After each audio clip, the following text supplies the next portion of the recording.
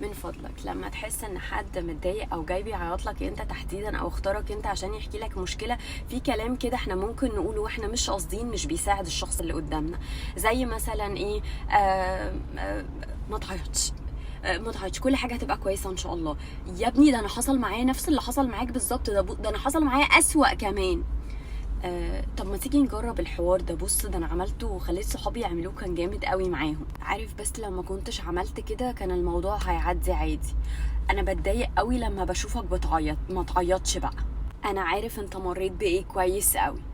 كل الكلام ده مش بيساعد خالص، ممكن نقلب الكلام ده بس بطريقة مختلفة شوية. انا موجود، انا جنبك، لو مش عايز تتكلم انا هفضل معاك. تحب نعمل ايه علشان تحس انك احسن؟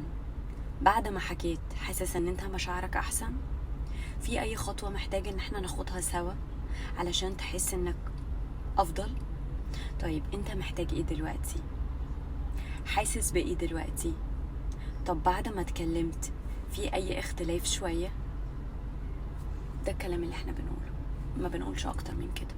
ما بنقولش خلصت، ما بنقولش رأينا في الموضوع، ما بنقولش حاجة غير ان احنا في وقت الزعل قوي، الابسات قوي، العياط قوي، ما بنقولش اي حاجة غير كلام بسيط بيدعم الشخص اللي قدامنا، بدون ما بعلي عليه، بدون ما بحسسه انه عياطه ده اوفر بالنسبة لي او مسبب لي نيجاتيف، بدون اي شيء. انا بسمع بس علشان اطبطب عليه واجبر خاطره، وبعد كده نبقى نشوف بقى حل المشكلة بعدين.